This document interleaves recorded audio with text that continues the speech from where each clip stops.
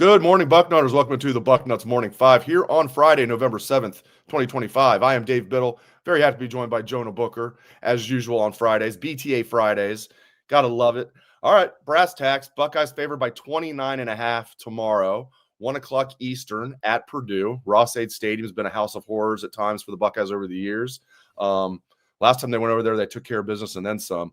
All right, let's get to our predictions. All right, here we go. All right, here we go. I'm going to go 3, 2, 1 and give you mine, and you can announce yours. All right, here we go. 3, 2, 1. 38-3. I have 45-6. You're probably closer to right as far as 45 scoring more points.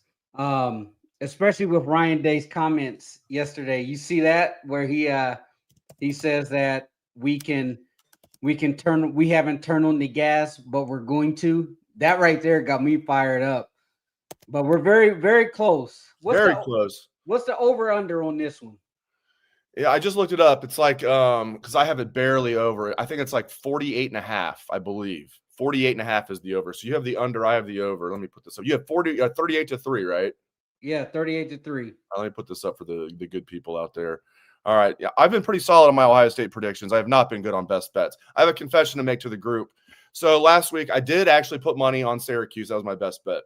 Didn't put a lot on it, but I put money on Syracuse to cover.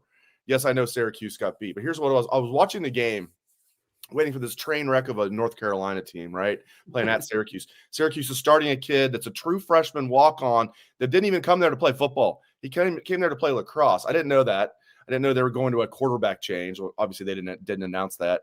And I'm watching this game. North Carolina had a better quarterback. They were more physical on both sides of the line. They actually had some talent, and I'm like, I did live bets. I then canceled I cashed out, lost like $2 for cashing out because Syracuse got an early touchdown, but it was fluky. It was like a fumble recovery for a touchdown. It was something fluky. And North Carolina was outplaying them. So then I cashed out my Syracuse bet, lost like $2, and then put some live money on North Carolina. So I felt like I needed to tell the group that I really thought Syracuse was going to win. And then I went full bore on North Carolina when I saw that they were clearly the better team. Love live betting. Here's the deal. You put any money on Ohio State, you're gonna come out ahead. I mean, they're at ATM right now. They are just covering machines, and the way that they've been operating with Ryan Day saying we're all about being efficient, and we haven't even turned on the gas yet. That just scared a lot of teams in college football. That right there, if I'm an opponent. Like, holy smokes, what do you mean you haven't even turned on the gas yet? I mean, you look at some of these teams in college football, about time we get to end of December, some of these teams will have played 2, maybe 3 extra games as far as reps compared to this Ohio State team. So they should be fairly healthy. The legs should be fresh as they get ready to head into this Michigan game. Yeah, it sets up very, very, very well for everything. You know, keeping the team, hopefully they stay healthy. They are able to work on things they need to work on these next 3 weeks, pad some stats for some national awards. I know Ryan Day can't say I really want Julian to get the Heisman. He really wants Julian to get the Heisman. We all want Julian to get the Heisman. Right. How about this before we give our best bet, or for me, do the opposite of whatever I say? Mine should be called worst bet. Jay Timmons, 4-star corner, flipping from Florida State to Ohio State last night. That's awesome. That's a big get. They needed another corner. He has the NFL DNA. His father played in the NFL. He's a sprinter, a 10-9 guy. So getting him from Florida State was a big get. There is a feeling and a sentiment that Ohio State, they are poised and set up to go on an absolute heater here for these next couple of weeks when it comes to flipping guys from other programs who are in disarray. There's been a lot of talk that the war chest as far as NIL is locked and loaded, and they are ready to be aggressive. And if that is the case, the way this program is operating on the field, and if they're willing to be extremely aggressive off the field, holy moly, hold on to your britches, Dave, because things are about to get really spooky around here. And you look at some of the top targets that they have coming in. There, Emmanuel Ruffin's on the board. You look at the offensive lineman from Penn State that visited last weekend. He is an absolute junkyard dog. that could be coming in. I think it's down to Ohio State and West Virginia for him. There's another corner that's they're in the mix with. That's a Florida commit, and he's like a world-class sprinter. I think he won like one of the state championships in sprinting in the state of Florida. They're going to be bringing him up. So there's a lot of meat on the bone coming down the stretch here for the recruiting. So I know it's been kind of dry, kind of quiet, but things are starting to heat up. Good. I was never worried about it because, still basking, but it is good to see it come to fruition.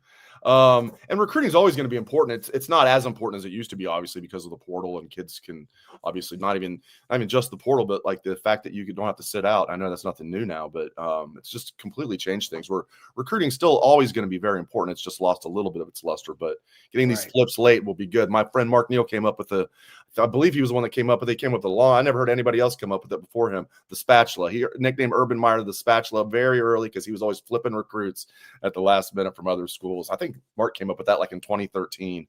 The czar of Dayton radio. All right, let's get to our best bets. For me, do the opposite. All right. Now let me preface this. Like normally, I've been rooting for Eddie George at Bowling Green, but things have not been going well lately. And Eastern Michigan's actually not bad. Eastern Michigan's been, as you know, JBook, being a former football player in the MAC at Ohio University. Eastern Michigan is typically one of the doormats of the MAC. Not that they're good this year, but they're solid. And they're only getting 2.5 points at home tomorrow to Bowling Green, who's been struggling. Again, do the opposite here, my friends. But I have Eastern Michigan as my best bet, covering that 2.5 points against Bowling Green. I do think Eastern Michigan's going to win that game. And if you think they're going to win, I do think they're going to win by a field goal or more. So, going to the MAC. I've been having pretty good luck in the MAC this year. So give me Eastern Michigan minus 2.5 against Eddie George's Bowling Green Falcons. I feel dirty just saying it. What's your best bet, sir? That's going to be a tight one.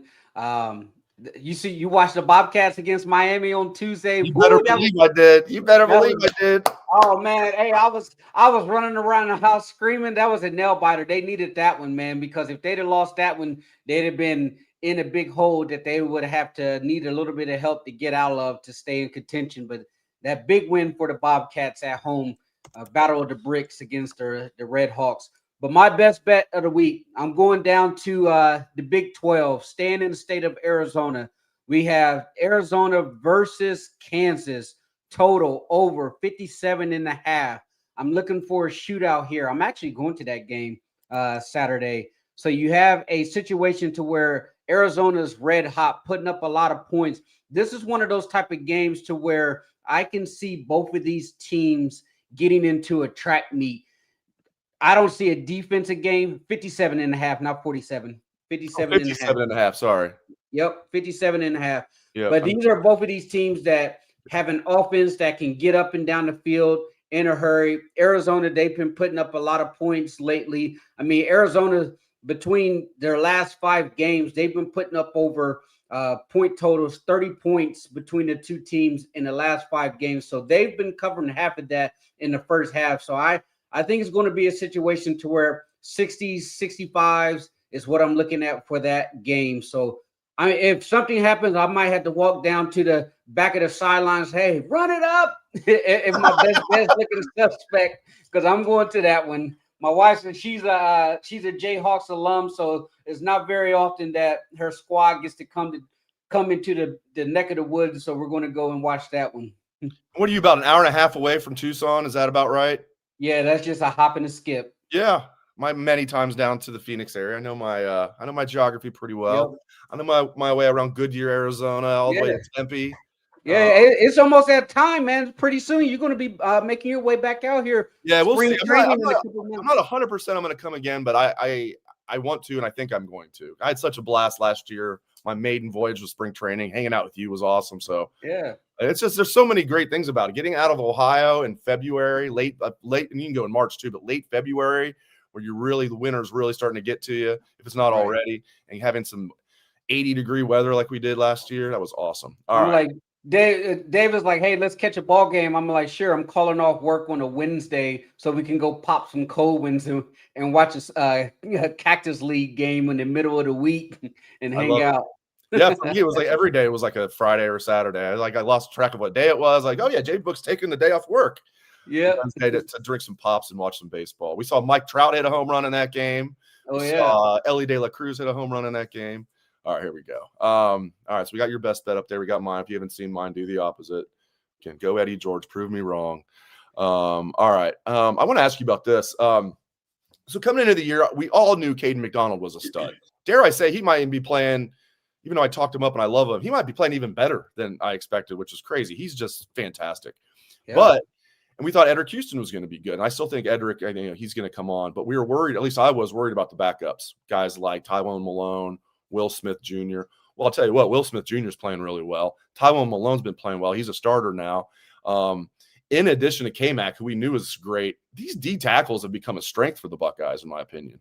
Yeah, they've played outstanding. Really surprised. Caden McDonald is playing at an All-American type of level. When you look at him, he is playing himself into, first round, second round type of defensive tackle. It reminds me of a Tyleik Williams, and we saw Tyleik go in the first round. So that's what I envision with Caden McDonald. When you look at the next wave of guys, Edric Houston was really banged up early. I thought he probably had his best game against Penn State. He's starting to show those flashes of dominance. The knee's starting to look like he's getting healthy. If that's the case, and he's getting to that monster status down the stretch, that's going to be outstanding for this defense. But to me, Dave, Will Smith probably has to be the biggest surprise on this defense.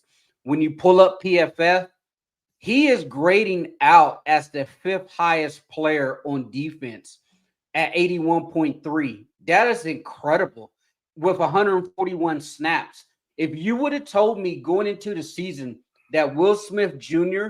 would be your 5th highest graded player on defense through 8 games, I would have told you you're lying.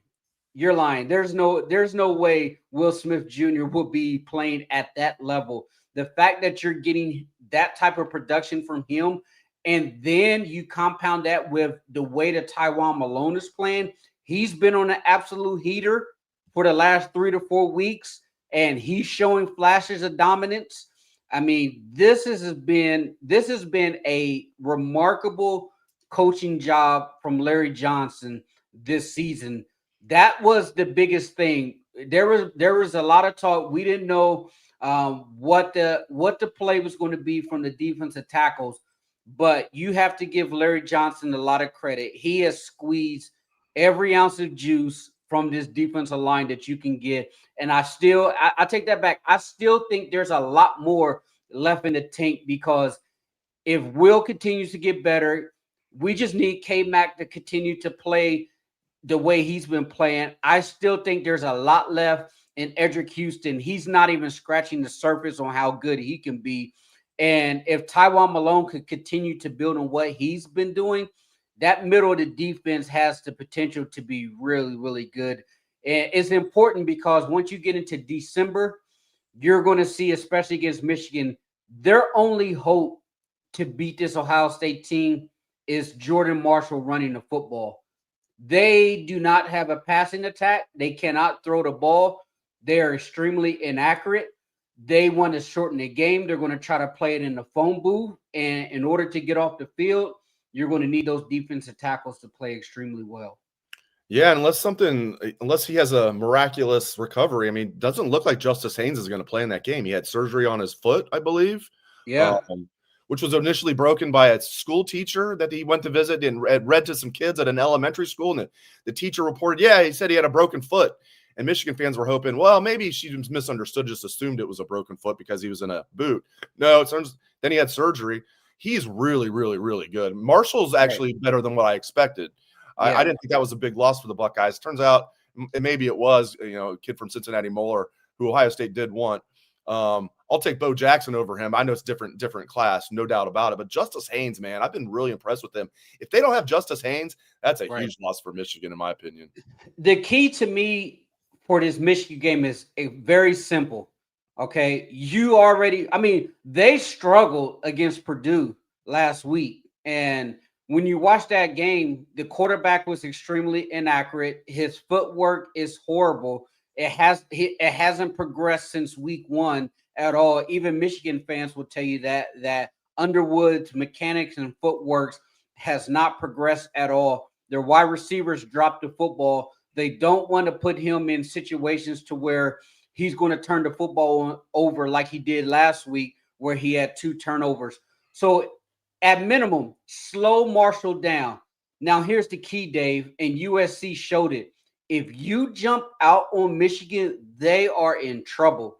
That's why it's very important for Ryan Day. Do not, for the love of God, do not get sucked into whoever outrushes the other wins the ball game type of measuring contest.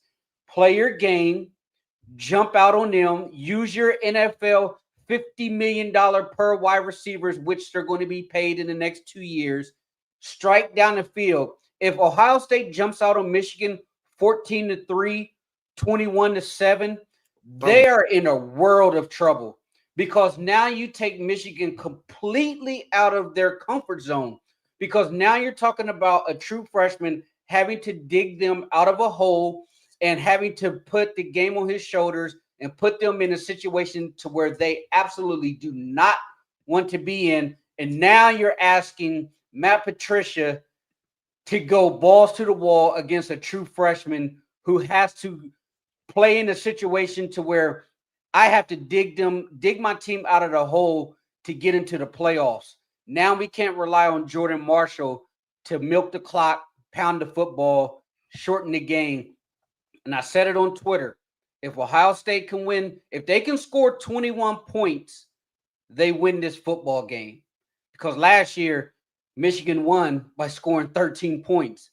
If Ryan Day decides, throw the football, strike downfield, do what you do best, you win this game. It's very simple. Jump out on them. It's not rocket science. Don't get sucked into playing who's going to run, who has the most rushing yards that whole mantra. I mean, I think it was Mitchell Melton who said it in the championship book that was released. Like, hey, that should be out the window. No doubt about it. Yeah. And last year, I keep saying this. I've said this many times because that game is just still sticks in my craw, even though it turned out pretty well for the Buckeyes last year. But like, I kind of get JBook going into the game last year saying, all right, forget this. We're going to show them we're going to run the ball right at their stud D tackles. They can't move the ball in offense. We're going to show them. When that's not working, you got to adjust. They didn't adjust, not at halftime, never. And then you had the 2 chip shot field goals. It was just a perfect storm for that school up north. It's time to take care of business this year. We're about 22 days away from them getting their butt kicked. Do I have that right? Is it 22 days? We're what, Les Horvath days away? Not to steal Buckeye Brutus's shtick there. Sorry. I love when he names the jersey number of how many days till Ohio State takes care of business. All right. I was going to bring this up anyway, but Jam says, what's the update on the injuries to the O-line?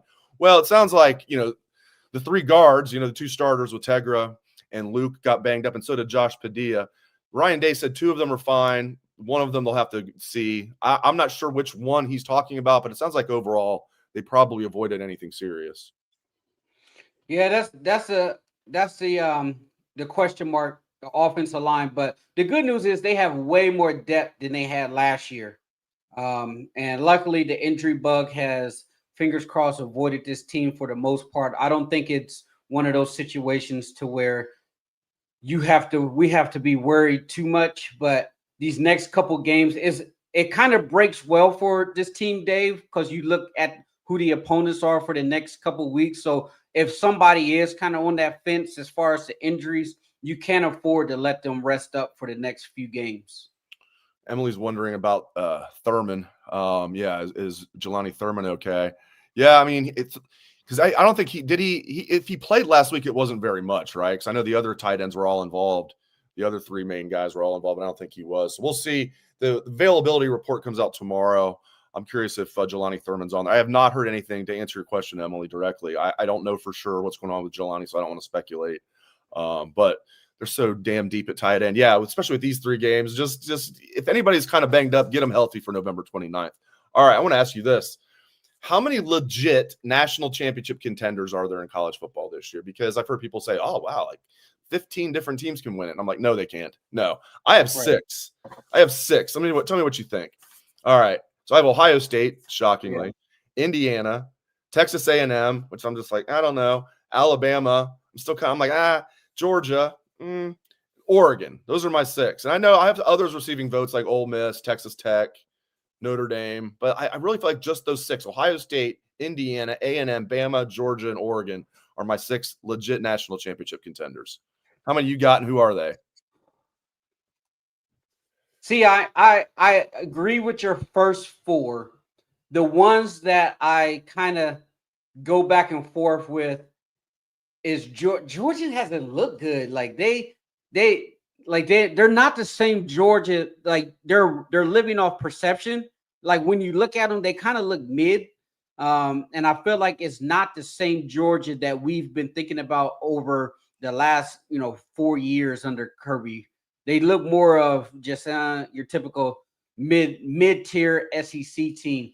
Oregon's the interesting one, Dave, because you don't know what you're going to get from Oregon. Like one week, yes, another week, no.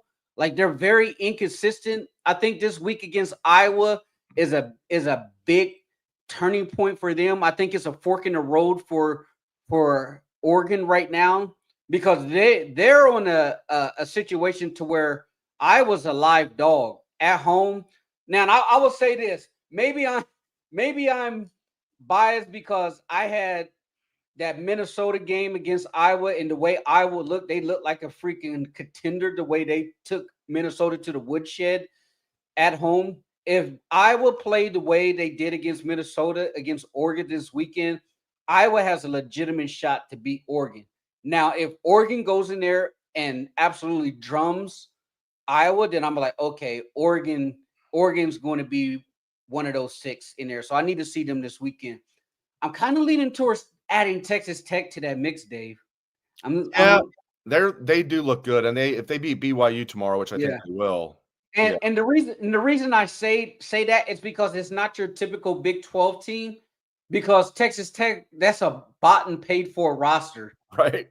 And it's not like, hey, we've recruited a bunch of 2 and 3 stars, and that's our roster. Like they've loaded up on a transfer portal squad that they've purchased with the oil money. So I kind of like them. I think they have an opportunity to get to the Final Four, depending on how it shakes out. They're explosive. So I will add Texas Tech in there. So I would say I agree. I'll keep Georgia in there for now. I'm going to say I need to see Oregon this weekend. I'm personally going to add Texas Tech in there for me. Yeah, and people are still overlooking Indiana. I'm like, it's just because of the name Indiana. If you watch this team play, I mean, they don't have a weakness. They're really good on both sides of the ball. They're physical. They can run it. They can throw it. They're good defensively. It's just, I'll tell you, Indiana's legit, man. I'll tell you what, the Indiana fans is driving me crazy. They are arrogant and cocky like no other, man. Their fans, they be running their mouth and bumping their gums like they have been holding up trophies for years. Like, my goodness, I hope that Ohio State and Indiana are both undefeated and see each other in the Big Ten championship. Like, man, would that be a game? Like, they need to be humbled. They be talking some big boy smack. Both of those fans are talking smack. No, I mean, you got Indiana football fans coming out of the woodwork. They didn't even exist 3 years ago. Now they're pissing JBook off with talking. I mean, it's all good. Hey, it's all part of the banter, man. But as far as the game, like a number 1 versus number 2 Big Ten championship game, like that right there, that right there is ratings gold. I want to see it. Yeah, and I love Julian. Now, he is the betting favorite to win the Heisman. I love Julian's chances. I think he's going to pull away from Mendoza. He's already kind of not pulling away from Ty Simpson, Marcel Reed. Those are really the only 4 that have a chance at winning it. Everybody else is a massive, massive, massive long shot. All right, let me get to this question here. I like this. This is from Juiced Up 58 on YouTube. All right, JBook. Assuming the Buckeyes take care of business, would you rather the Buckeyes play Texas, Notre Dame, or Oregon in the Rose Bowl? Ooh, that's a good question. Let's break this down. So they beat Oregon last year in the Rose Bowl. So I'm going to throw them out. We saw that last year. I agree. We don't want the revenge factor in that one. That would be thick. Yeah. Yeah. So I'm going to throw Oregon out. Okay.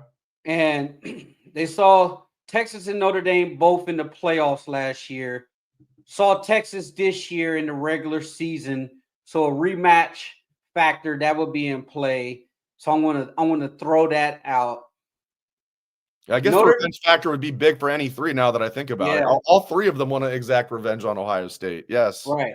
I think I will go with Notre Dame. I think Notre Dame and Ohio State in a Rose Bowl in that type of setting, the tradition of both programs. I mean, obviously Marcus Freeman on that sideline. I think that would be pretty cool to see those helmets glistening in that California sun with the sunset starting to drop in the background, with the mountains in the backdrop. I think that would be pretty cool to see a Notre Dame Ohio State in the Rose Bowl. I'm going to say Texas. I would rather, just because I think they're the worst of the three teams. Yeah. If I'm ranking those teams in order, it goes Oregon. So I'm all about Ohio State advancing and having, I don't care if it's definitely not an easy path, but like I'll take the path of least resistance for my sports team. So I would rank them Oregon, Notre Dame, Texas. So give me Texas. Are you sure though? I mean, Texas is starting to come on a little bit, and Notre Dame was in a one-score game with Boston College, man. I know Arch has like turned it around, but he's turned it around from being absolutely horrible to being like somewhat competent. And I just think against this Matt Patricia defense, they would just smoke him all game long. I don't know, man. But think about this though. This Notre Dame defense under Chris Ash, they've been getting torched. What would Julian Sand and JJ and Carnell do to this Notre Dame secondary? I mean, they've been giving up huge plays. I mean, they were so ticked off with Marcus Freeman was so ticked off with his defense that they had him pounding at the podium because he was saying, like, what do we have to do? Score 55 points a game just to win ball games nowadays because of that defense? But yeah, either one would be good. Definitely not Oregon just because we saw them last year, but Texas and Notre Dame, both of them would be a good Rose Bowl game. Hollywood, what about this though? Here's one what I would like. Ohio State versus Ole Miss. I would like that a lot. Lane Kiffin, the SEC team traveling out west. We've never played Ole Miss, have we? No. Ever. I can't remember Ohio State, maybe before my time. I can't remember Ohio State and Ole Miss, and I doubt they played back in the day. Yeah, because how about that? That would be cool playing Ole Miss. Yeah. Ole Miss has the easiest path left. I mean, they got like the Citadel, Mississippi State, so Ole Miss is going to probably be in the playoffs, and so they're probably have a legitimate shot to get in. So if you had Ohio State versus Ole Miss in the Rose Bowl, that would be freaking cool. Last thing here, let's get to Emily's question. She asked this earlier and I didn't get to it. Emily, go Bucks on YouTube. JBook and Dave, will the Natty champ be 16-0? What do you think? Of course, because it'll be Ohio State. I was going to say that, right? I mean, yeah, there's a chance like whoever it is will have a loss or two, like the team that won it last year. Yeah. Who was that? Oh, yeah, still basking. Yeah, I agree. I was going to say the same. I think it's going to be Ohio State, and they're going to be 16-0. Yeah, man. If Ohio State wins it this year, I mean, we're getting way ahead of ourselves, Dave. There's still a whole lot of football to be played, and Emily's pulling me down this rabbit hole. And I'm not trying to jinx. I'm not knocking on wood, and I'm saying this, Dave. But this is supposed to be our down year, right? After losing all of the talent to the NFL, and we're having this conversation, and I know it's extremely premature. And Emily, I'm blaming you for pulling this down this rabbit hole. But we're Indiana. But this is supposed to be the down year. If Ohio State makes this run, look at the talent that's coming back next year, Dave. You're talking about historic levels of Ohio State success. I'm not going to go any further. I don't want to jinx it, but we can have this conversation for another day. But you're talking about the golden era of Ohio State football that Ryan Day potentially has his program knocking at the door at. the Ohio State haters must be beside themselves. They came into the year thinking, okay, whatever. They're ranked, second or third just on name recognition and the new quarterback. Who's this Julian Sayin kid? He looks like he's 14 years old and lost 14 draft picks, lost both coordinators. This is a year to get Ohio State. And they're better than what they were last year. It's insane. All right. And yes, brass tacks, I did see that. The Athletic has Arvell Reese projected as the number 1 overall pick in a story that just came out today. No way. The number 1 overall pick. They have Caleb 5th. They only have 3 Buckeyes in the first round because they have Carnell like 10th and then no other Buckeyes. So they don't have Caden. They don't have Sonny. I even saw one that had Austin Saraveld in it. Austin, don't go anywhere. Come back for your 4th year. I think Caden will be a first-round pick. Sonny will be right on that border. But, the Athletic today has Arvell Reese projected as the number 1 overall pick of the draft. Talk about coming onto the radar. Like, if you're James Laurinaitis, talk about a recruiting pitch going into kids' living rooms. No doubt about it. God, he's doing a great job. Can you imagine, like, Teddy Ginn Sr. too, a Glenville kid going number 1 overall? Man, that would be so freaking cool. That would be. It's nice having the pipeline back, man. I love it. All right. Great stuff from JBook as usual. Good luck on your bets, sir. Thank you very much. I appreciate it. All right. Talk to you next week, my friend. Yes, sir. There he goes, the great JBook. Thanks to JBook as always. It's always a blast doing these shows with him. All right, my friends. Tomorrow, what we learned live after the game. It's kind of a weird start time. We're all used to either noon, 3:30, or 7:30. Yeah, I guess unless we did have one that was at 7 o'clock earlier this year. But typically it's noon, 3:30, or 7:30. We're getting a 1 o'clock game tomorrow, 1 o'clock Eastern. So kind of a weird start time, but I kind of like it. It's kind of different. It's not, I'm glad it's not a night game. I'm not really thrilled that UCLA is a night game. Now, if you guys are happy, I'm happy for you guys. If you guys are happy that there's one more night game this year at the Horseshoe, all right, good. I'm happy for you guys. I didn't really need UCLA to be a night game in the middle of November, but c'est la vie. But tomorrow, I'm glad it's not a night game. Glad we can get done working relatively early and still see the night games tomorrow. But come join us for the post-game party that we call What We Learned Live immediately following Ohio State and Purdue tomorrow. I'm guessing we'll get started, around 4 o'clock is my guess. Right around there. We'll see. Maybe Ohio State will score so many points that the game will go a little longer than that. All right. Thanks again to JBook. Really appreciate his insights and his friendship, and just doing the shows with him is just so much fun. And for some reason, we always get a larger audience when JBook's. I know why, because JBook puts butts in seats. That's why. All right, guys. Everybody, I hope you have a great rest of your day, great weekend. Join me for What We Learned Live tomorrow. I know you're still basking. Go Bucks.